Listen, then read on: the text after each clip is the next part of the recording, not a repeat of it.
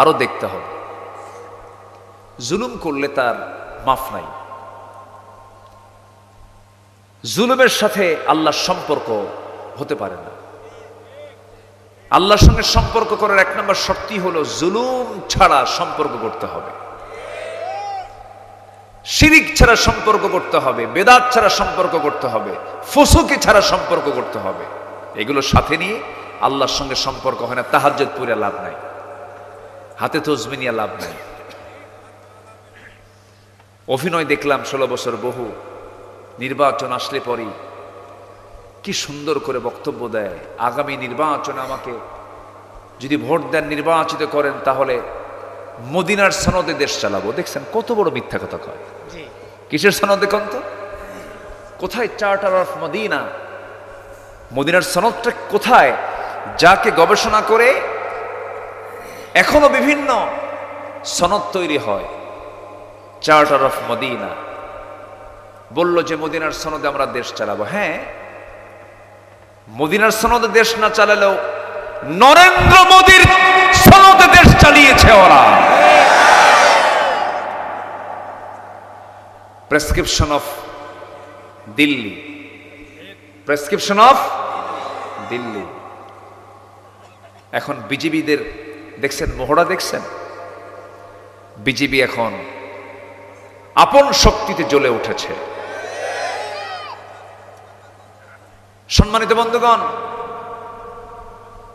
ইয়াকুম মিনকুম 20 সাবিরুন ইয়াগলিবু 200। আল্লাহ তাআলা বলছেন, তোমরা যদি 20 জন ঈমানদার সামনের দিকে দাঁড়িয়ে থাকো, 200 জনকে তোমরা পরাজিত করতে পারবে। 20 কোটি মুসলমানের দেশ বাংলাদেশ, টেনশন নাই, কোনো টেনশন নাই। জোরে বলি ইনশাআল্লাহ। আল্লাহ কি বললেন? তুমি যদি 20 জন হও, 200 জনের উপরে আমি তোমাকে বিজয় দিয়ে দেব। তাহলে 20 জন কত জনকে হারাবে? 200 জনকে। তাহলে কয় গুণ হলো বলেন? বলেন 10 গুণ। ওদের সংখ্যা যদি হয় 200 কোটি, আমার আছে কত? কি সংখ্যা মিলছে? একটু ব্যাখ্যা মিলতে হবে তো। আল্লাহর আয়াতের ব্যাখ্যার মিল হবে কিনা বলেন? গজওয়াতুল হিন্দের দিকে সামনে গিয়ে যাচ্ছে। ওরা মসজিদ ভেঙ্গে টুকরো টুকরো করা মানে ওরাও টুকরো টুকরো হয়ে যাবে সময়ের ব্যবধানে। আমরা 20 কোটি, আমরা কত? 20 কোটি। আল্লাহ বলছেন, ইয়াকুম মিনকুম 20 সাবিরুন ইয়াগলিবু 200। 20 জন ধৈর্যশীল হলে পরে 200 জনের উপর আমি আল্লাহ নিজে বিজয় দিয়ে দেব। কিন্তু হতে হবে ধৈর্যহীন না ধৈর্যশীল? বলেন, ধৈর্যহীন না ধৈর্যশীল? ঈমানহীন না ঈমানদার? সিরাজাম মুনীরা।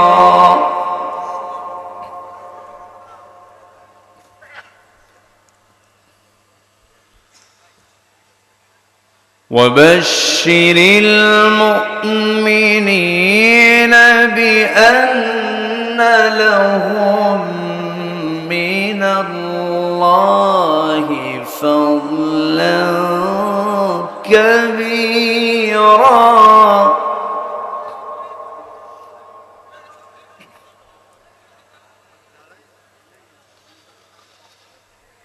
ولا تطع الكافرين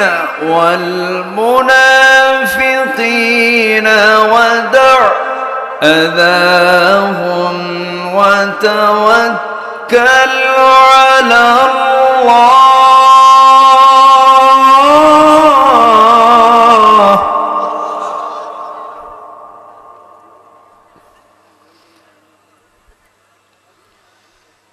وكفى بالله وكيلا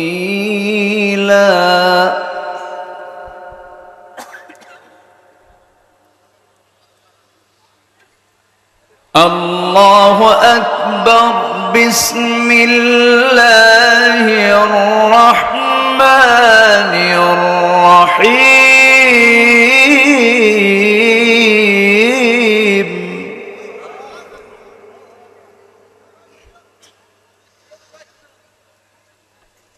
إن الله وملائكته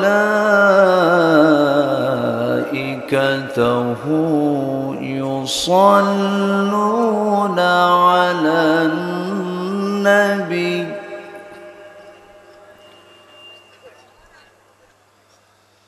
يا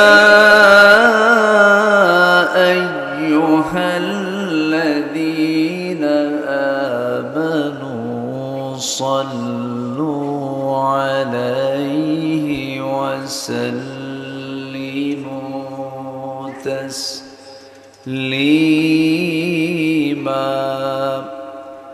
اللهم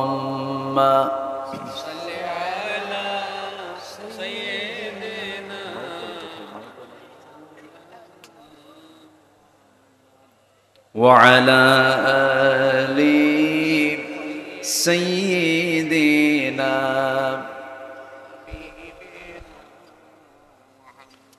একটু আওয়াজ দিয়ে নবীর প্রেমে মাতোয়ারা হয়ে জবান খুলে জোরালো কণ্ঠে সবাই বলুন আল্লাহুম্মা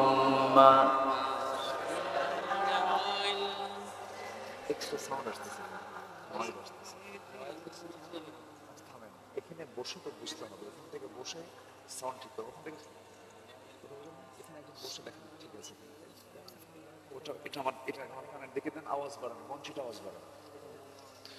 সবাই বলুন বালাগাল উলা বিকামালিহি কাশাফাত তুজা বিজামালিহি حسنت جميع خصاله صلوا عليه وآله سورة يوسف بداري حكمة لقمان ما قارئ قرآن باری یہ دل سادمان ما بلغ العلا بكماله كشف التجا بجماله حسنت جميع خصاله صلوا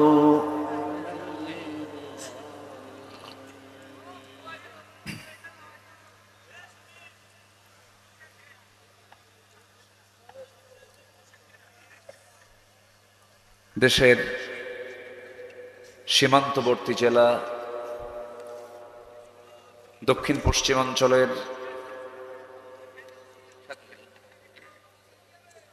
সুন্দরবন লাগোয়া বৃহত্তর খুলনার সাতক্ষীরা জেলার সদর উপজেলার খলিলনগর মাঝের পাড়া জামে মসজিদ মাহফিল ইন্তেজামিয়া কমিটি কর্তৃক আয়োজিত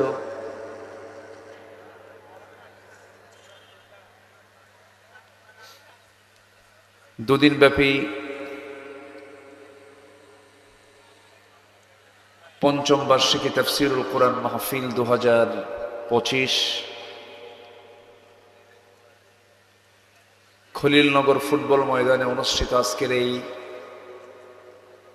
মহৎ আয়োজনের সম্মানিত সুযোগ্য সভাপতি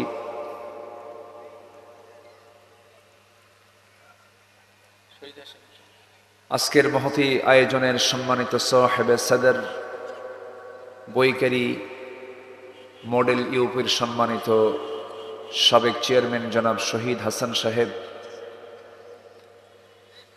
অনারেবল চিফ গেস্ট, দক্ষিণ এশিয়ার বৃহত্তম ইসলামী সংগঠন বাংলাদেশ জামাত ইসলামীর কেন্দ্রীয় সাংগঠনিক সম্পাদক জনাব মুহাদ্দিস আব্দুল খালেক সাহেব, আজকের এই মহৎ আয়োজনের বরেণ্য অতিথি আমার পূর্বে কথা বলেছেন আমার বন্ধুবর নন্দিত আলেমে দ্বীন মাওলানা মুকরিমুল হক জিহাদি, মাওলানা ওয়াহিদুজ্জামান, কথা বলেছেন মাওলানা হাসান বিন রফিক হাফিজাহুল্লাহ। উপস্থিত হাজারাত উলামায়ে কেরাম, ফদলায়ে ইজাম, সুশীল সমাজ, জাতির শ্রেষ্ঠ সন্তান শিক্ষক মণ্ডলী, জাতির বিবেক সাংবাদিক বৃন্দ, সামনে উপস্থিত দূরে কাছের বিভিন্ন স্থান থেকে ছুটে আসা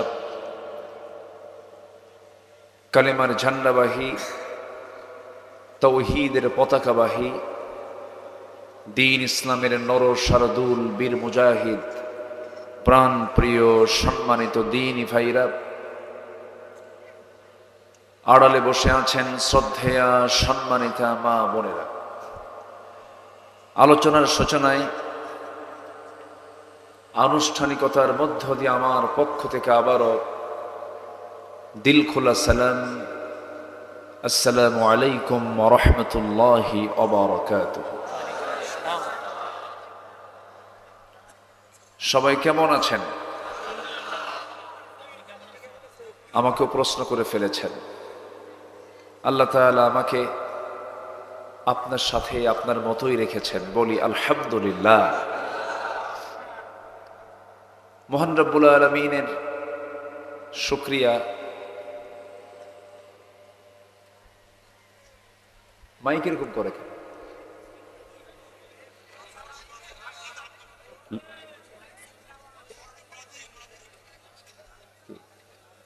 লুজ কানেকশন নাকি? মাঝে মাঝে মাইক নিজেই কথা কয়, এরকম হচ্ছে কেন? এত মানুষ আসছে, যদি আপনার সাপ্লাই ঠিক মতো না হয় তাহলে তো বেকায়দা। সবার কানে কানে আওয়াজগুলো পৌঁছে দিতে হবে না?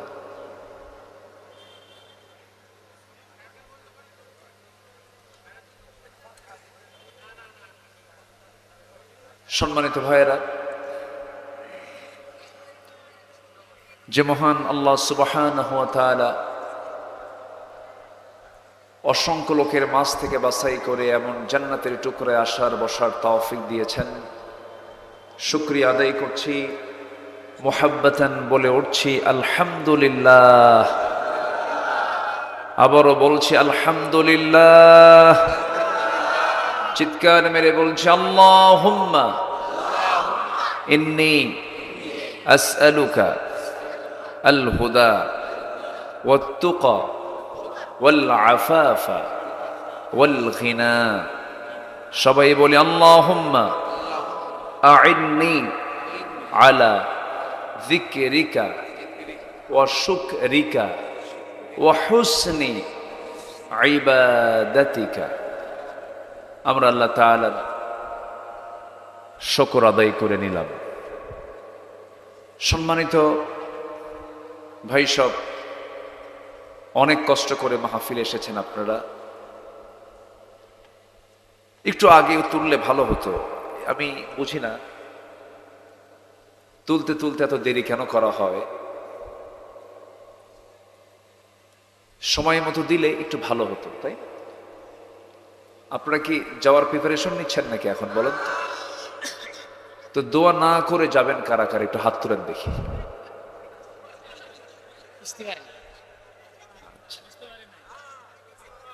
দোয়া না করে যাবেন? আমরা সবাই দোয়া করে যাব তো ইনশাআল্লাহ? জোরে বলি ইনশাআল্লাহ। জি, মাহফিলের একটি গুরুত্বপূর্ণ সৌন্দর্য কিন্তু দোয়া, এটা মানানসই হয়। এসেছি যখন, আমরা শেষটা করেই যাব। শেষ ভালো যার, বলেন বলেন, শেষ ভালো যার সব ভালো তার। এটা একটু মাথায় রাখবো। এটা ভাববেন যে এখানে যতক্ষণ বসে আছি ততক্ষণ আমার আমলনামা থেকে গুনাহগুলো ঝরে যাচ্ছে, এটা মাথায় রাখবেন। যতক্ষণ থাকতেছি রহমতের সকল দিকগুলো আল্লাহ পাক আমার আপনার জন্য খুলে রাখছেন। জোরে বলেন সুবহানাল্লাহ। খুব বরকতময় মুহূর্ত এটা, শুধুমাত্র কারণ হলো কোরআনে কারীম। কোরআনের জন্য আল্লাহ পাক এত বরকতে আল্লাহ পাক ভরপুর রেখেছেন এই ময়দান, এই মুহূর্তে। সম্মানিত উপস্থিতি, অনেক মা বোন আজকের মাহফিল আসছেন। সবাই আমরা কোনো ব্যক্তির কথা শুনতে আসিনি, আমরা মূলত শুনতে এসেছি কার কথা বলেন তো? আসতে বলবেন না, কার কথা? যদি আজকে 5 অগাস্টের এই প্রেক্ষাপট যদি না আসতো, আজকের মাহফিল হতো না। আমার আব্দুল্লাহ কোথায়? জি, কতবার যে চেষ্টা করেছেন উনি আমাকে নেবার জন্য। 2 টাইমস ডেট দিয়েছি, সব ঠিক আছে। আমি বললাম দেখেন, সাতক্ষীরাতে গেলে সাতক্ষীরার কিছু ফেরেশতারা আছে, মাহফিলে বাধা দেয়। তো ফেরেশতা বলার কারণ আছে, ফেরেশতা এই জন্য বললাম, ফেরেশতা চোখে দেখা যায় না, এদেরকেও এখন চোখে দেখা যাচ্ছে না। এরা নাই, তো ওরা এখন আড়ালে লুকোচুরি করছে। ওই পক্ষটা মাহফিল করতে দেয়নি। আব্দুল্লাহর কোনো দোষ ছিল না, তার শতভাগ চেষ্টা অব্যাহত ছিল। আমি এরপর নতুন একটা প্রেক্ষাপট আসছে, আল্লাহ পাক আমাকে আসার তৌফিক দিয়েছেন। মনে হয় আপনারা অসন্তুষ্ট হয়েছেন নাকি? খুশি হয়েছেন তো? আল্লাহ কবুল করুন, জোরে বলি আল্লাহুম্মা আমিন। সম্মানিত ভাইয়েরা, সম্মানিত উপস্থিতি, আজকে এটা সাবজেক্ট এখানে লিখে দেওয়া হয়েছে, নবী সাল্লাল্লাহু আলাইহি ওয়াসাল্লামের সুন্নতকে যারা কলঙ্কিত করেছে তাদের পরিণাম কি।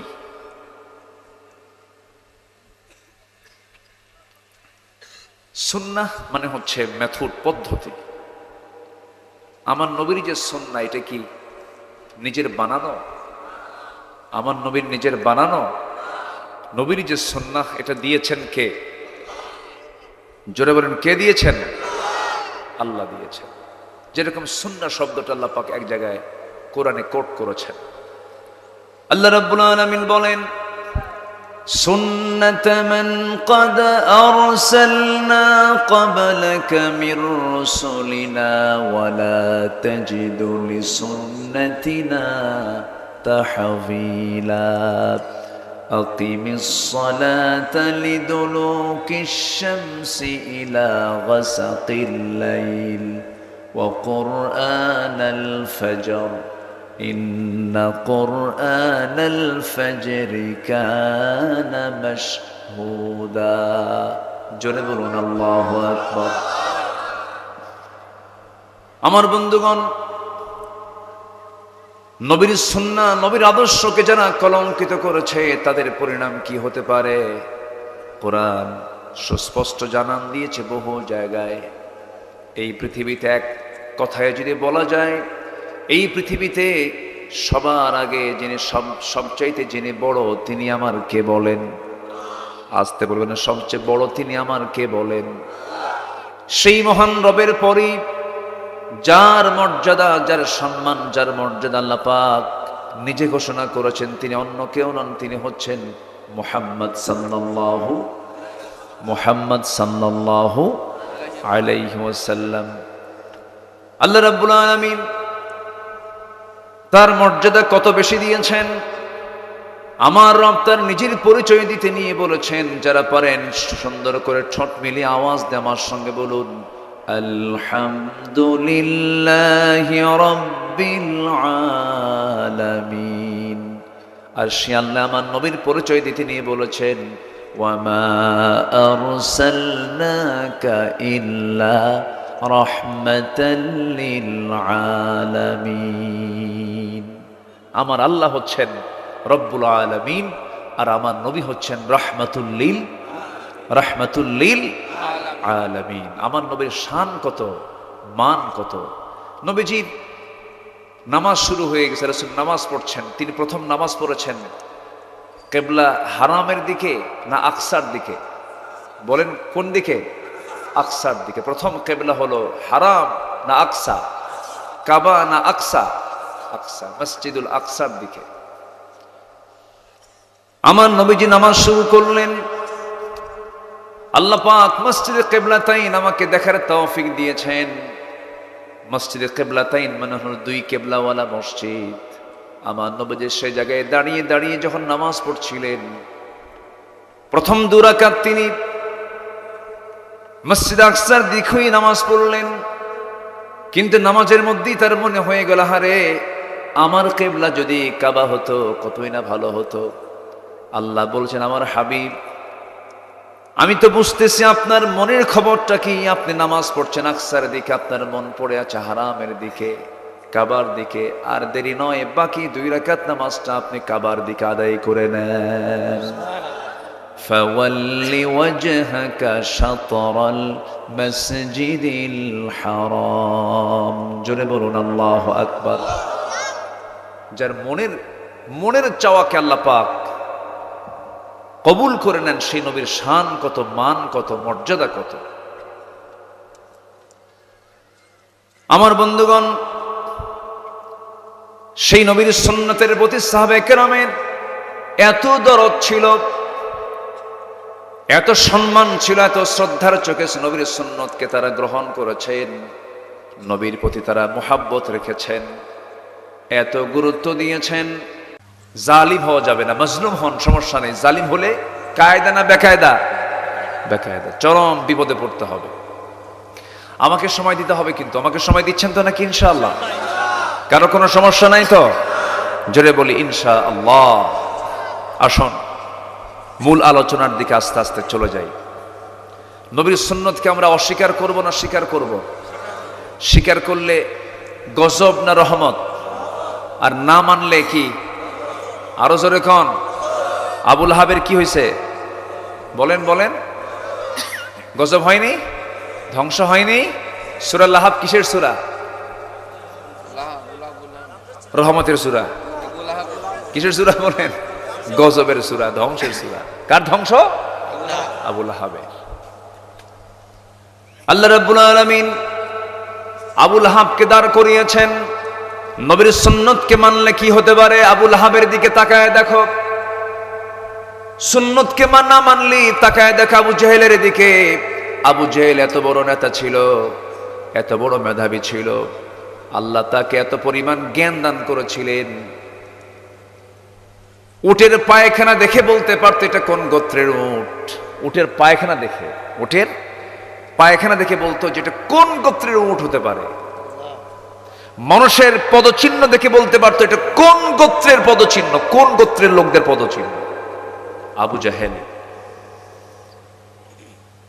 যেদিন বদর প্রান্তর আবু জাহেল তার 1000 সৈন্য নিয়ে বদর প্রান্তর হাজির হলো, সেই দিন আমার নবীজির নেতৃত্বে ছিল হলো 313 জন, আর ওরা হলো কতজন? 1000। কয় গুণ বেশি? প্রায় 3 গুণ। আর এইদিকে আল্লাহ তাআলা বলছেন কি 20 জনে কতজন? 200 জন। তার চাইতে সেখানে তো আরো বেশিই আছে।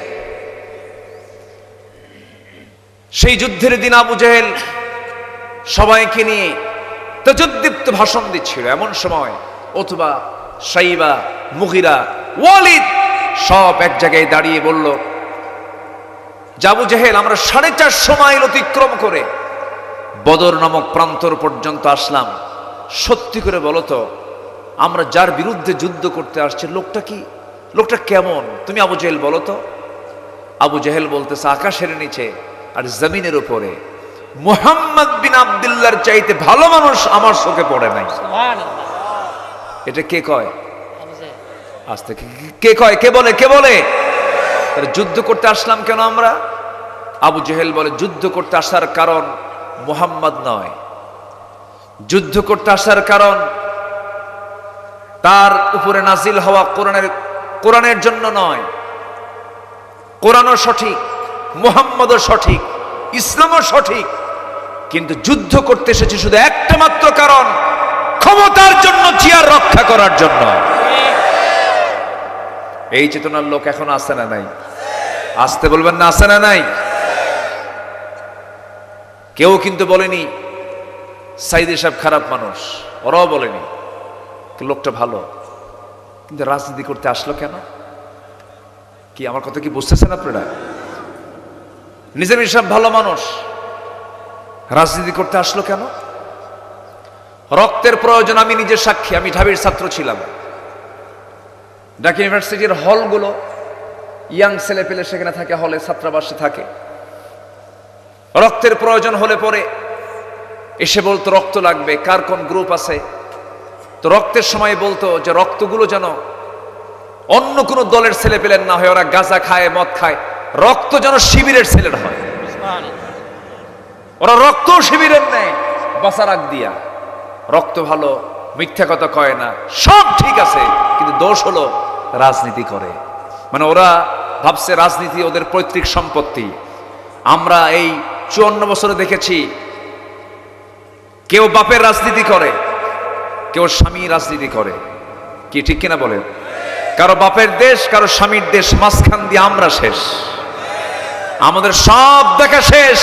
আগামীর দেশ আমরা দেখতে চাই কোরআনের দেশ। রাজি আছেন কারা কারা? হাত উঁচু করে দেখান মুসলমান।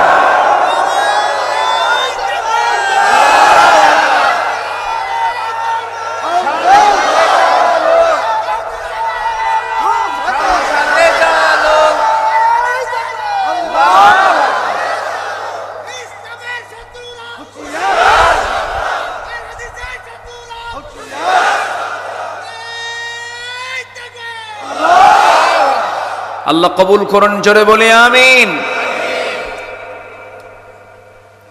কষ্ট পাচ্ছেন মনে হয়? আলোচনা চালাই সারা রাত, জানাজা সহ। এত কথা বলা যাবে তাই? আপনাদের ভাষাগুলো অনেক মিষ্টি, খুব সুন্দর ভাষা, আপনারা কথা বলেন, এত মজা পাই। আপনাদের এলাকার যদি বলা হয় যে এলাকার সবচেয়ে কোন জিনিসটা ভালো, আমি বলি এদের কথা ভালো, বলি আলহামদুলিল্লাহ। কি ভালো? কথা। অনেক সুন্দর মিষ্টি ভাষায় কথা বলে। ভাত খেয়ে যাবেন বলো, ঠিক আছে না? আছে কি না? হুজুর ভাত খেয়ে যাবেন বলো, বলে কি না? বলো শব্দটা আপনাদের এলাকার ভাষার হলো গহনা। মেয়েদের মানায় কিসে বলেন তো? গহনায়। ভাষার কিছু গহনা আছে না নাই? ভাত খেয়ে যাবেন বলো, এই বলো শব্দটা এক্সেস, এটা আপনার ভাষার গহনা। নোয়াখালীতে ওদের ভাষার গহনা হলো কেন। হুজুর ভাত খাবেন কেন? কি কথা কি বুঝতেছেন? আচ্ছা। দোয়া করবেন কেন? হুজুর ভাত খাবেন কেন? কি কথা বোঝেন নাই? এটা তাদের ভাষার গহনা। লক্ষ্মীপুরে ওদের ভাষার গহনা হলো যে, হুজুর দোয়া করবেন যে। কোথায় যাবেন যে? এখানে বসেন যে। তাদের ভাষা শেষে কি বলে? যে। রাজশাহীতে যাবেন, সেখানে গো, ভাত খেয়েছো গো, ঠিক আছে না? এটা টান মারে।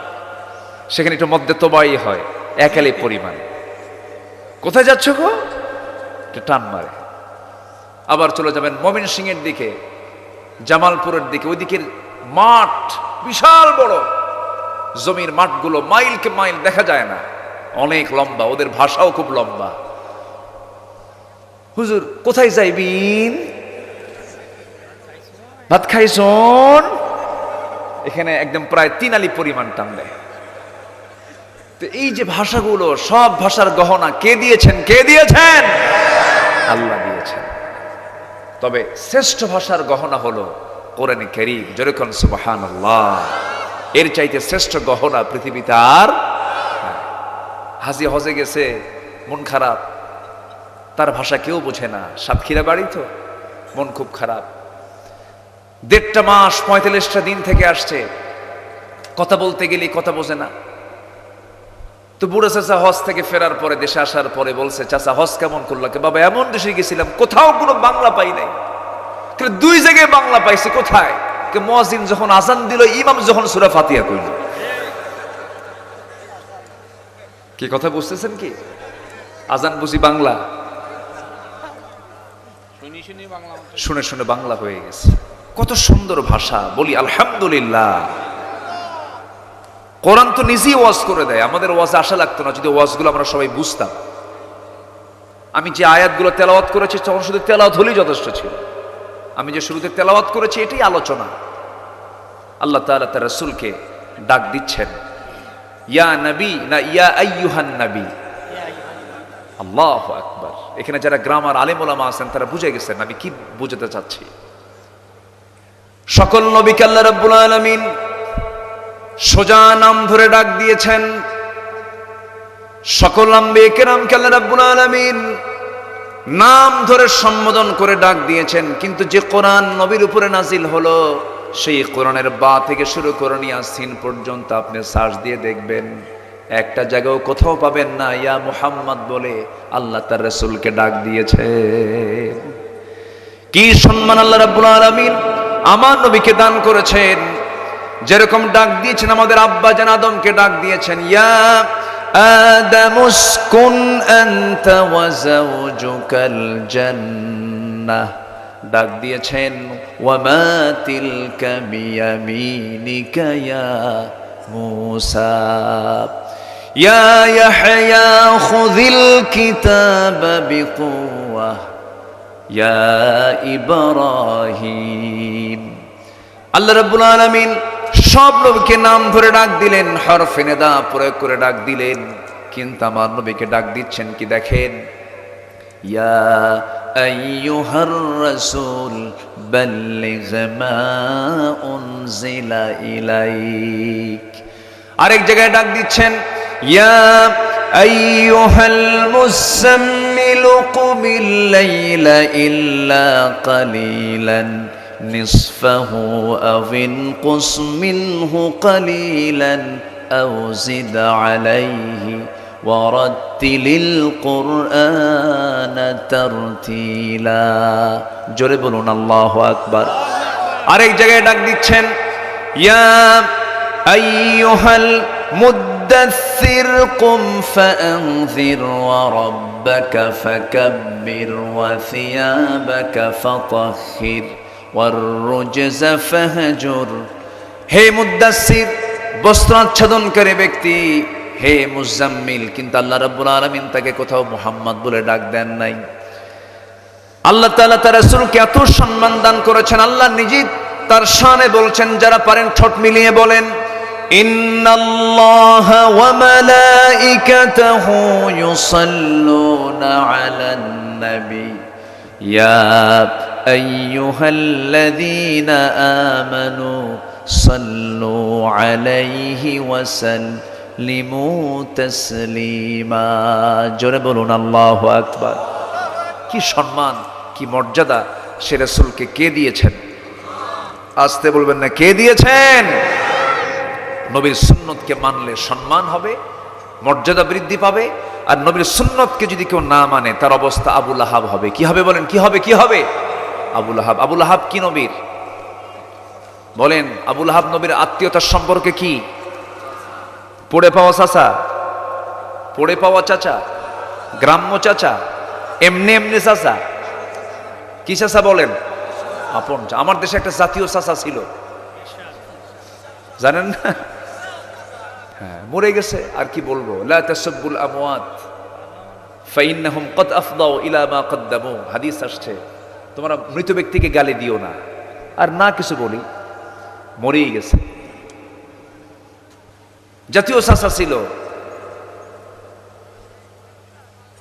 সকালবেলা এক কথা, বিকেলবেলা আরেক কথা। শুধু যদি এই লোকটা যদি শক্ত অবস্থানে থাকতো জাতির আজকে অবস্থান সৃষ্টি হতো না, এতগুলো প্রাণ যেত না। শুধু নিজের স্বার্থের দিকে তাকিয়ে অনেকে চলতে চায় না। নিজের স্বার্থ দেখার আগে জাতীয় স্বার্থ দেখার দরকার আছে না নাই? বলেন দেশের স্বার্থ দেখার দরকার আছে না নাই? আচ্ছা, আমি দোয়া করে দিই নাকি? এই যে দুই একজন করে ওঠে, তাহলে কি করব বলেন তো? একটু বসেন। হ্যাঁ, ও চলে গেলে লস হয়ে যাবে না। দেখছেন কি সুন্দর করে বললো, আলহামদুলিল্লাহ। ওটা রাস্তা, ওটা মাঝখানে। মাঝখান দিয়ে রাস্তা, এটা কেন? এটা বন্ধ করে দেওয়া যায়? মানে মেইন রোড এটা? ওরে আল্লাহ, রাস্তা আটকায় মাহফিল করতেছেন, এটা কেমন? কষ্ট দিয়ে ফেলতেছে আপনাদের, কষ্ট হচ্ছে না তো আপনাদের? আচ্ছা, কেউ নড়াচড়া করবেন না। এটা ওয়াজ মাহফিল, তাফসীর মাহফিল। এখানে যদি কেউ শৃঙ্খলার ভঙ্গ, যদি এই জাতীয় শৃঙ্খলা ভঙ্গের যদি কোনো দৃষ্টি ফেরেশতাদের দৃষ্টিতে পড়ে যায়, দৃষ্টিগোচর হয় যে এটা শৃঙ্খলা ভঙ্গ হলো, আর ওরা যদি মামলা দেয়, জামিন পাওয়া যাবে? খুব সাবধান, এখানে খুব আদব নিয়ে থাকতে হবে। একটু বসেন। তাহলে নবীর সুন্নতকে যদি না মানা হয়, কলঙ্কিত করা হয়, তাহলে তার পরিণতি কে হবে বলেন তো? কার মতো হবে? কার মতো হবে? আবুল আহাবের মতো হবে। এই দিকে লক্ষ্য করে আল্লামা ইকবাল বলেছেন, বেমুস্তাফা বরসানে খাহিশ রাকে দিন হামিন আস্ত, अगर बेवाने रसीदे तमाम बुलहबी अस्त। তোমার আদর্শ যদি নবীর আদর্শের সঙ্গে মিলে যায়, ভাবতে হবে তোমার জন্য এটা সঠিক দিন। আর তোমার আদর্শের সাথে যদি নবীর আদর্শের মিল না পড়ে, ভাবতে হবে তোমার সমস্ত আমলগুলো আবুল আহাবের হয়ে গেছে। আবুল আহাব রাসূলকে কষ্ট দিয়েছি, আবুল আহাব রাসূলকে গালি দিয়েছে, আবুল আহাব নবীর সঙ্গে সম্পর্ক ছিন্ন করেছে। আল্লাহ রাব্বুল আলামিন সহ্য করতে পারেন নাই। আল্লাহ রাসূলকে বুঝাচ্ছেন, হে রাসূল, আপনাকে গালি দিলে আমার সহ্য হয় না, আমি আপনাকে জানায় দিচ্ছি। যারা পারেন ঠোঁট মিলিয়ে বলুন, তাব্বাত ইয়াদা আবি লাহাব ওয়া তাব্ব মা আগনা আনহু মালুহু ওয়া মা কাসাব سيصلى نارا ذات لهب وامرأته حمالة الحطب في جيدها حبل من مسد। ধ্বংস হোক আবুল আহাবের হস্তদ্বয়, যা সে কামাই করেছে তাও ধ্বংস হয়ে যাক, ধ্বংস হয়ে যাক, সে নিজে এবং তার বউ সহ ধ্বংস হয়ে যাক। আল্লাহ পাক কি পরিমাণ রাগ করলে পরে তার বউয়ের নামটা এখানে নিয়েছেন। আবুল আহাব রাসূলকে কষ্ট দিয়েছে, তার বউটাও কষ্ট দিয়েছে। আজকের যুগেও যারা নবীর সুন্নতকে যারা না মানবে, পালন না করে যারা নবীর বিরুদ্ধে যারা অবস্থান নেবে, তাদের অবস্থানটা আবুল আহাবের মতোই হবে, উতবা সাইবার মতোই হবে, আবু জেহেলদের মতোই হবে। আবু জেহেল শুধুমাত্র একটা কারণে তার আজকে গোটা পৃথিবীতে কলঙ্কিত একটা নাম। আবু জেহেল মারা গেছে ১৫০০ বছর আগে, সেই সময় সে আবু জেহেল ছিল মক্কার সিটি মেয়র। ইসলামকে না মানার জন্য এই হিরো হয়ে গেছে জিরো। আজকে তার জায়গায় গড়ে উঠেছে আন্তর্জাতিক পায়খানা। আন্তর্জাতিক কি পায়খানা? আন্তর্জাতিক ইন্টারন্যাশনাল টয়লেট। ফার্স্ট আমি হজে যাই হলো ২০০৯ সালে। তো ২০০৯ সালে আমি যখন হজে যাই, ওই সময় এক পাকিস্তানি, আমি ওই টয়লেটটা আবার হারামের সাথী বলা চলে, আমি আবু জেহেলের ওই বাড়িতে যে টয়লেটটা করা হয়েছে সেই টয়লেটে ঢুকছেন। আমার মানে প্রয়োজনে আমি ঢুকেছি। ঢুকিয়ে দেখি এক পাকিস্তানি কাবলি পড়ে, পাঞ্জাবি পায়জামা পরে, অনেক লম্বা টল ফিগারের মানুষ, সে শুধু মোহরা দিচ্ছে, দৌড়াদৌড়ি করতেছে ওই টয়লেটের মধ্যে, লম্বা একটা জায়গায় দৌড়াদৌড়ি করতেছে। বললাম যে আপনি এরকম করতেছেন কেন, এখানে কি হয়েছে আপনার? বলতেছে, ভাইজান আমি তো কালকেই চলে যাব, তো আসলাম একটু সাইজ করার জন্য। তো বললাম কি সাইজ মানে কি, এখানে কি? আমার আসতেছে না এখনো, নিম্নচাপ এখনো ভালো মতো আসে নাই। তুমি একটু ভালো করে একটু পাইচারি করতেছে, নড়াচড়া যেন আবু জেহেলকে ভালো করে কিছু দিয়ে যেতে পারে। সম্মানিত ভাইয়েরা, রাসূলের সুন্নাহকে না মানার কারণে, রাসূলকে যারা কলঙ্কিত করেছে, সুন্নাতকে যারা কলঙ্কিত করেছে, এদের জন্য শিক্ষা আছে হলো আবু জেহেল থেকে। ঠিক কিনা বলেন? আবুল আহাব এরা যা করেছে নবীর সুন্নাহর বিরুদ্ধে করার কারণে তাদের অবস্থাটা এরকম হয়েছে। সম্মানিত ভাইয়েরা, চেষ্টা তো কম করেনি, কিন্তু হকের বিজয় দিয়েছেন তিনি আমার কে? হকের বিজয় দিয়েছেন তিনি আমার কে? আল্লাহ হকের বিজয় দিয়েছেন। কারণ হক টিকে থাকবে, বাতিল টিকবে না। আল্লাহ রাব্বুল আলামিন বলেন ওয়াকুল জাআল হক ওয়া যাহাকাল বাতিল ইন্নাল বাতিলা কানা যাহুকা। সত্যই টিকে যাবে, মিথ্যা কখনো টিকতে পারে না। মিথ্যা সাময়িকের জন্য বিজয় হতে পারে। যারা রাসূলের সুন্নাতকে, রাসূলের পদ্ধতিকে যারা যোগে যোগে কলঙ্কিত করতে চেয়েছে তাদের অবস্থা বড় শোচনীয় হয়েছে। ফেরাউনরা টিকতে পারে নাই, নমরুদরা টিকতে পারে নাই। নবীজিদের সম্মানকে নষ্ট করার জন্য হাজারো চেষ্টা করেছে, কিন্তু শেষ পর্যন্ত বেইজ্জত হয়ে তারাই মরেছে। ছোট্ট একটা ইতিহাস মনে পড়লো, যেটা দেখেন আমাদের দেশের সঙ্গে মিলে যাবে।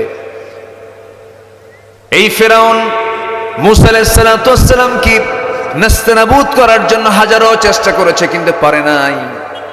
মূসা আলাইহিস সালাতু ওয়াস সালামের চরিত্র নষ্ট করার, তার চরিত্রে সমাজের ভিতরে মানুষের মাঝে কলঙ্কিত করার জন্য, চরিত্রে যখন কালিমা লেপন করতে চাইল, হঠাৎ করে একটা কল্পিত কাহিনী রচনা করে বলে ফেললো। ফেরাউন একদিন হঠাৎ করে বলে ফেললো জাতীয়ভাবে, গোটা দেশবাসীকে জানায় দিল, তোমরা কি জানো মূসা কেমন করে আল্লাহর নবী হয়? মূসার তো সমস্যা, মূসার কি সমস্যা? হঠাৎ করে ফেরাউন কল্পিত নাটক তৈরি করে বলে ফেললো একজন নবী তেমনটা হতে পারে না, কি সমস্যা বলো? মূসার এক শিরা বেরাম। এই এলাকায় কি বলে এটা? এক শিরা বলে নাকি? এক শিরা, বুঝতেছেন কি আপনারা?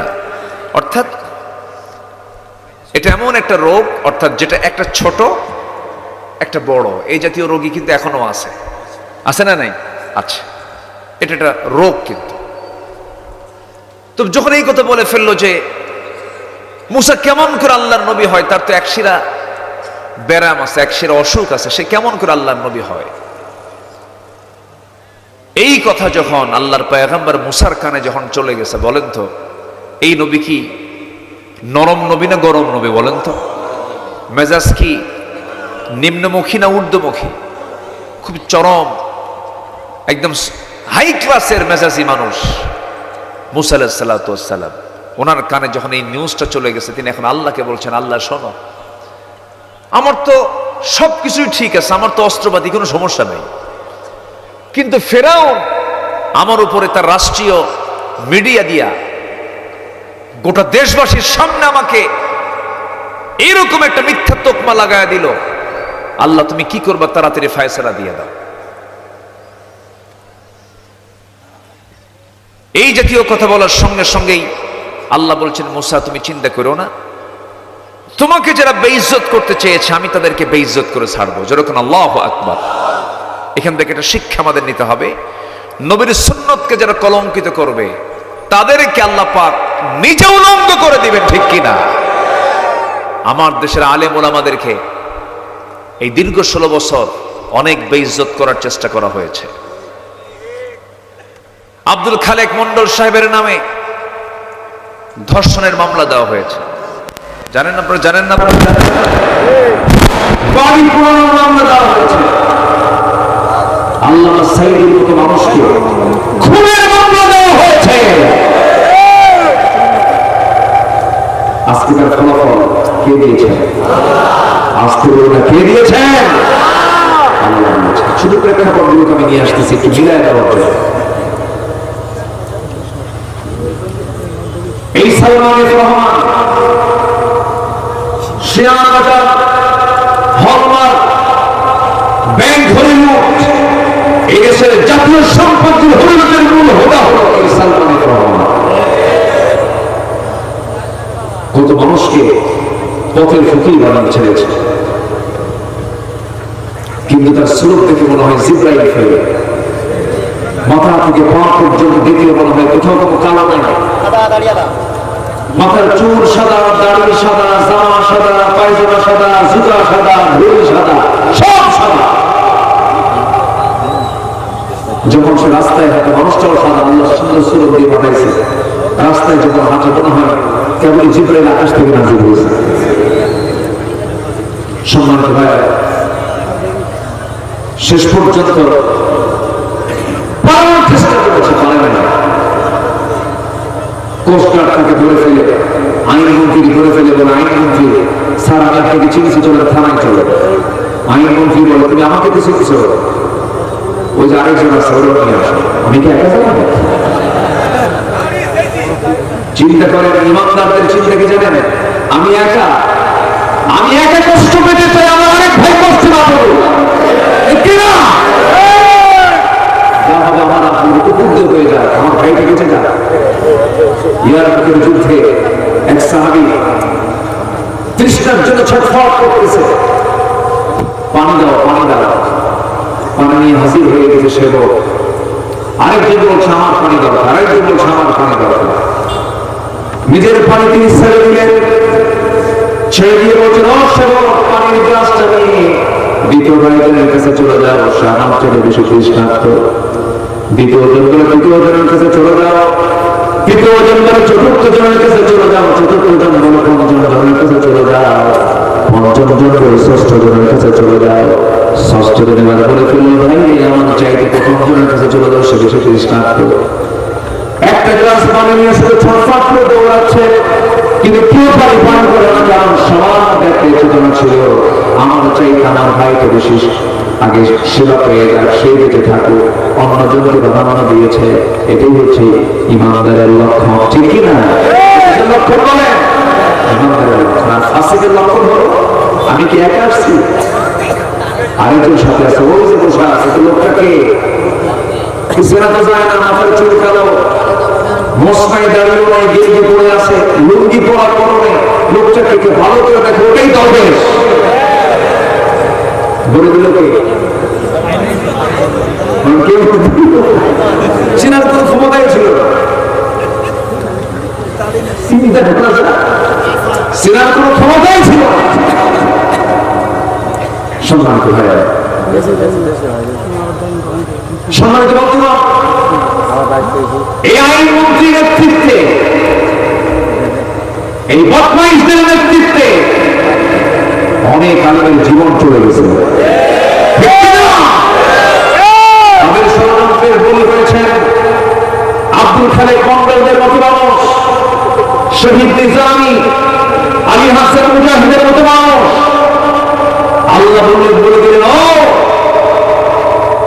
আমার ফাসিক বান্দা, আমার মুমিন বান্দার উপরে যে তোপমারা দিয়েছিস, তাদেরকে বেইজ্জত করতে চেয়েছিস, আমি তোদের উলঙ্গ করে ছেড়ে দিলাম। যা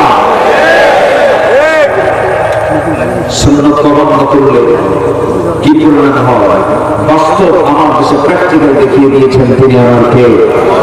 আসতে বলে তিনি আমার কে? আল্লাহ সামনে নেই, খুব দূরে, খুব কাছে, খুব কাছে আমার আল্লাহ সব দেখে। আল্লাহকে ফাঁকি দেওয়ার কোন সুযোগ নাই, আল্লাহকে দূরে রাখার কোন সুযোগ নাই। আল্লাহ বলছেন বান্দারা আমি তো স্পন্দশীলার জীবনগুলো থেকে যায়, দিনের আলোকে কি করিস, রাতের আধারে কি করিস, সব খবর আমার কাছে জানাস। একজন পয়গম্বরের কথা বলছিলেন মুসা আলাইহিস সালাম, মনে আছে তো নাকি সবার? এই মুসা আলাইহিস সালামকে যখন এই জাতীয় কলঙ্কিত করার জন্য, যখন তার দেহের একটা ত্রুটির কথা যখন জাতীয় ভাবে বলে ফেললাম, আমি বলছি মুসা চিন্তা করো না, ফয়সালা করে দেব। মুসা আলাইহিস সালাম একদিন তাফসীর এসেছে সহিহ রাওয়াত, এটা গোসল করার জন্য তিনি ঘাটে নামলেন, পুষ্করিতে নামলেন, পানিতে নামলেন। কিন্তু সেই সময় কালচার ছিল, সেই সময় তার কাছে দ্বিতীয় কোনো লুঙ্গি ছিল না, একটা লুঙ্গি তার পরনে ছিল। তিনি যে লুঙ্গিটা খুলে আরেকটা লুঙ্গি করবেন এমন কোনো কাপড় তার কাছে ছিল না। হালাতের কারণে, পরিবেশের কারণে করলেন কি, লুঙ্গিটা তিনি নিজের পরনে লুঙ্গিটাই তিনি রাখলেন, একটা পাথরের উপরে রাখলেন। পাথরের উপরে রেখে গোসল করার জন্য পানিতে নামলেন, গোসলটা হয়ে গেছে। ওই লুঙ্গিটা তিনি আবার পরবেন, আস্তে করে পানি থেকে উঠে এসে লুঙ্গিটা তিনি পরনে পরে নেবেন। কিন্তু আল্লাহ রাব্বুল আলামিন এই টাইমের মধ্যে পাথরকে অর্ডার দিলেন, পাথর লুঙ্গি নিয়ে দৌড় মার, লুঙ্গি নিয়ে দৌড় মার। আমার ভাষা কি বুঝতেছেন আপনি? লুঙ্গি নিয়ে বলেন তো, আমার সচরাচর পাথর কি নড়াচড়া করে? পাথর কি নড়াচড়া করে? মাটি কি নড়াচড়া করে? আমরা কি আস্তে করে মাটি না, আমরা আস্তে, আমরা কি বলেন? কিছু নড়াচড়া করে তাহলে এই মাটি যদি আল্লাহ পাক নড়াচড়া করতে পারেন, সেই মাটির মালিক তিনি লোহাকে নড়াচড়া করতে পারেন না? পাথরকে নড়াচড়া পারেন না? আল্লাহ পাক পাথরকে অর্ডার দিলেন, পাথর এই মুহূর্তে তুমি কিনে দেব। পাথরকে আমরা অর্ডার নিয়েছে, লুঙ্গি নিয়ে পাথরটা যখন দৌড়ানো শুরু করে দিল, মুসা আলাইহিস সালাম তিনি সম্পূর্ণ উলঙ্গ। আল্লাহ পাকের সেন্স থেকে আউট করে দিয়েছেন, তিনি যে উলঙ্গ হয়েছেন তার মনেই নাই। পিছে পিছে তিনিও দৌড়াচ্ছেন, ওইদিকে পাথরটাও লুঙ্গি নিয়ে দৌড়াচ্ছে, কিন্তু পাথরের সঙ্গে মুসা আলাইহিস সালাম পারতেছেন না, পাথর আরো জোরে দৌড়ায়, তিনিও দৌড়ান, হাতে একটা লাঠি আছে, বলতেছেন থাম, তোরা সাইজ করো। এইদিকে লাঠি হাতের মধ্যে হাঁকাতে হাঁকাতে রওনা দিয়েছেন তিনি, ওইদিকে পাথর চারটার লুঙ্গিটা বহন করে দৌড় মারতে মারতে গিয়ে এমন জায়গায় গিয়ে থেমে গেল, সোজা চলে গেছে ফেরাউনের রাজপ্রাসাদে। ফেরাউন করেছে কি সেই সময় সমস্ত মন্ত্রী পরিষদ বড়দেরকে নিয়ে গুরুত্বপূর্ণ সেন্ট্রাল মিটিং এ বসে গেছে, সেন্ট্রালের পরামর্শ বসে গেছে। সেই বৈঠকে বসে যখন সে কথা বলছিল, এই সময় ওই পাথরটা আল্লাহর পয়গম্বর মুসার লুঙ্গিটার সঙ্গে করে এই পর্যন্ত যখন চলে আসে, মুসা তার পিছে পিছে আসে, তার চিন্তা একটি, লুঙ্গিটা তিনি কেমন করে হাতে তাড়াতাড়ি নেবেন, তিনি তার সতর্কটা রাখবেন। তিনি যখন কাছে কাছে চলে গেলেন, লুঙ্গিও হাতে দিয়েছেন, লুঙ্গি হাতে নিয়েছেন, কিন্তু এইদিকে তিনি যে উলঙ্গ, সম্পূর্ণ ফেরাউন তার সম্পূর্ণ দৃশ্যটা দেখে এবার বলল, এতদিন আমি যা কিছু বলেছি স্লোগান দিয়ে রাজপথ কাঁপিয়েছে, আমি কে তুমি কে? চিন্তা করো আল্লাহ কি পারেন, আল্লাহ সব পারেন। এই জন্য নবীর কোন সুন্নতকে যদি কেউ বেইজ্জত করতে চায়, নবীর সুন্নতকে যদি কেউ কলঙ্কিত করতে চায়, আমরাও তার বিরুদ্ধে সোচ্চার হয়ে দাঁড়িয়ে যাব। সবাই রাজি আছেন তো? আমার নবীজি রাষ্ট্রপতি ছিলেন, রাষ্ট্র চালিয়েছেন। আমার নবীজি ইমামতি করেছেন, তিনি মসজিদ চালিয়েছেন। আমার নবীজি বিচার করেছেন, তিনি আদালত চালিয়েছেন। রাসূল যেমন এক ব্যক্তি হয়ে রাষ্ট্র চালিয়েছেন, মসজিদ চালিয়েছেন, আদালত চালিয়েছেন, এমন নবীর মতো নেতৃত্ব আমরা বাংলার জমিনে কায়েম করতে চাই। আমরা ইমাম দেখতে চাই, বাইতুল মুকাররমের যিনি খুতবা দিবেন তিনি বঙ্গভবনের বাসিন্দা হবে। আমরা এমন ইমাম দেখতে চাই। রাজি আছেন না সবাই ইনশাআল্লাহ? 54 বছর এদেশের মসজিদে যারা বসেছিলেন, কেউ নামাজের মতো বিল, গুরুত্বপূর্ণ বিল কেউ টানার সাহস পাননি। তারা আইন পাস করেছেন, হলো কিসের আইন পাস করেছেন? মদের আইন পাস করেছেন। এই খুলনা ডিভিশনে মদের ফ্যাক্টরি আছে কিন্তু জানেন আপনারা? এই খুলনা বিভাগে কিন্তু একটা মদের দোকান, কি বলে, মদের ফ্যাক্টরি আছে। চুয়াডাঙ্গার দর্শনায়, চুয়াডাঙ্গার দর্শনায় কেরুয়ান কোম্পানি, সেখানে মদ তৈরি হয়, সেই মদে বিনিয়োগ হয়। এই সাতক্ষীরায় কিন্তু মদের দোকান আছে, যশোরে কিন্তু মদের দোকান আছে। আমরা এমন একটি বাংলাদেশ গড়তে চাই, আগামীর বাংলাদেশ, যে দেশে কোনো মদের দোকান থাকবে না, জেনার লাইসেন্স থাকবে না, সুদের কারবার থাকবে না, নারীদের সম্মান প্রতিষ্ঠা হবে, দিন কায়েম হবে, নামাজের নেতৃত্ব গড়ে উঠবে। দেখেন মুসলমান, কেউ তো স্লোগান দেয় না।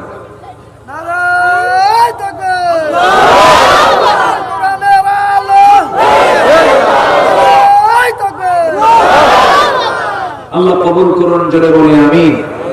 আরো জোরে আল্লাহুম্মা আমিন। সম্মানিত ভাইরা, নবীর সুন্নাতকে মানলে আমরা জান্নাত যাব না জাহান্নামে যাব? বলেন বলেন বলেন বলেন বলেন। আর সুন্নাতকে যদি না মানি, সুন্নাত কাকে বলে? দাড়ি রাখা নাকি? বলেন বলেন বলেন বলেন। সুন্নাত মানে হচ্ছে, আমরা অনেকে ভাবে সুন্নাত মানে হলো মাথায় টুপি, মুখে দাড়ি, জুব্বা, চোখে সুরমা দেওয়া, মিষ্টি খাওয়া। মিসওয়াক করা, দুপুরে খাওয়া দাওয়ার পরে একটু ঘুম পাড়া, এটাকে অনেকে সুন্নত মনে করে। সুন্নত শুধু এগুলো না, হ্যাঁ আমার নবীজির ব্যবহারিক সুন্নত এটা, অবশ্যই এটা আমরা মানব, কিন্তু নবীজি মিসওয়াক করার সুন্নত আর উহুদের ময়দানে দান্দার মোবারক শহীদ হওয়ার সুন্নত একরকম, এক সমান, এক সমান। সহজ সুন্নতকে মানব, কঠিন সুন্নতকে মানব না, এটা নবীর অনুসরণ নয়। নবীর অনুসরণ হতে হবে এক জায়গায় না সব জায়গায়। আসতে হলো না এক জায়গায় না সব জায়গায়। আমি যেখান থেকে তেলাওয়াত করেছি সেই তেলাওয়াতকে তো আয়াত আল্লাহ রাব্বুল আলামিন রাসূলকে শাহিদ বলেছেন, মুবাশশির বলেছেন, নযীর বলেছেন, দাঈ বলেছেন। সেই নবীর জীবন থেকে আমরা মোটামুটি 15টা অনুকরণীয় আদর্শ আমরা আজকে শুনে যাব এক কথা। অনেক রাত হয়েছে তো, আমি আর 10 থেকে 15 মিনিট সময় চাচ্ছি। আমি কিন্তু শুরুতেই সবাইকে বলেছিলাম আমাদের শেষ কাজ কি হবে বলেন তো? দোয়া না করে কেউ যাবেন? আমরা একসঙ্গে দোয়া করে এখান থেকে বিদায় নেব, কেউ আমরা না নেব। 15টা অনুকরণীয় অনুসরণীয় আদর্শ। এর মধ্যে 1 নম্বর হচ্ছে আমরা দাওয়াত দেব মানুষকে কার পথে? আসতে বলবেন না কার পথে? কিসের দিকে দাওয়াত? কার দিকে দাওয়াত? দুনিয়ার কোন আইনের দিকে দাওয়াত দেব না। এই দেশে আল্লাহর আইন চায় এমন দলও আছে, আবার মানুষের আইন চায় এমন দলও আছে না নাই? আমরা কার আইন চাও? আল্লাহর আইন চাও।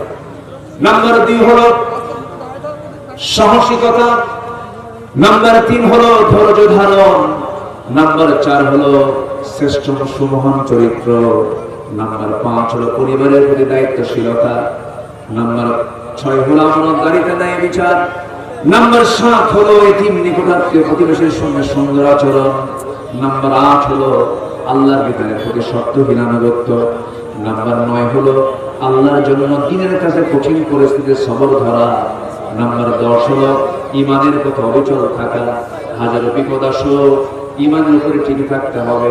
তার জন্য একটি বাস্তব প্রমাণ, একটি প্র্যাকটিক্যাল প্রমাণ ছিল এই জামানার যে ওমরের নেতৃত্ব দিয়েছেন, আবু বকরের নেতৃত্ব দিয়েছেন, একজন অন্যতম একজন বাস্তব প্রমাণ হচ্ছেন আপনার প্রতিবেশী আব্দুল খালেক মন্ডল। কি ঠিক কিনা বলো? কি ত্যাগ তাদের, কুরবানি তাদের। শুধু যদি বলতেন আমি দল করবো না, আমি দল ছেড়ে দিলাম, আমি দলকে প্রত্যাখ্যান করলাম, জেল খাটা লাগতো না, কিন্তু ঈমানের প্রতি কি ছিলেন? অবিচল ছিলেন, অটল ছিলেন। এটাই হচ্ছে সবচেয়ে রাসূলের অনুসরণীয়, নবীজির অনুসরণীয় যতগুলো দিক আছে এর মধ্যে অন্যতম একটি গুরুত্বপূর্ণ একটি অনুসরণীয় দিক। নাম্বার 11 হলো আল্লাহর প্রতি তাওয়াক্কুল করা। জীবনের সকল জায়গায় তাওয়াক্কুল করবো কার উপরে? আসতে বলবেন না কার উপরে? নাম্বার 12 হলো কাজে কর্মে একা সিদ্ধান্ত না নিয়ে পরামর্শ করা। আমার নবীজির সারা জীবনের এগুলো ছিল হলো আদর্শ। রাসূল একা তো করতে পারতেন, কিন্তু রাসূল কি একা করেছেন না সাহাবায়ে-কেরামকে নিয়ে করেছেন? সাহাবায়ে-কেরামকে নিয়ে করেছেন। ওয়ামরুহুম শুরা বাইনাহুম ওয়াশাবিরহুম ফিল আমরি ফাইদা আযামতা ফাতাওয়াক্কাল আলাল্লাহ। নাম্বার 13 হলো বিনম্র স্বভাব এবং ক্ষমাশীলতা। নাম্বার 14 হলো কুফরের প্রতি চরম কঠোরতা। নাম্বার 15 হলো মুমিনের প্রতি রহম দিলওয়ালা। এই 15টা নবীজির অনুকরণীয় আদর্শ আমরা আমাদের জীবনে বাস্তবায়ন করব, সেই তৌফিক কামনা করে আমি আমার কথা আর বাড়াতে চাচ্ছি না। অনেক রাত হয়েছে, অনেক রাত থেকে অনেক দূর থেকে মাহফিল আসছেন, 15 কিলো 20 কিলো 25-30 কিলোমিটার দূর থেকে, শ্যামনগর থেকে কিছু লোক আসছে, তারপরে পার্শ্ববর্তী কলারোয়া থেকে বিভিন্ন জায়গা থেকে লোকজন আসছেন।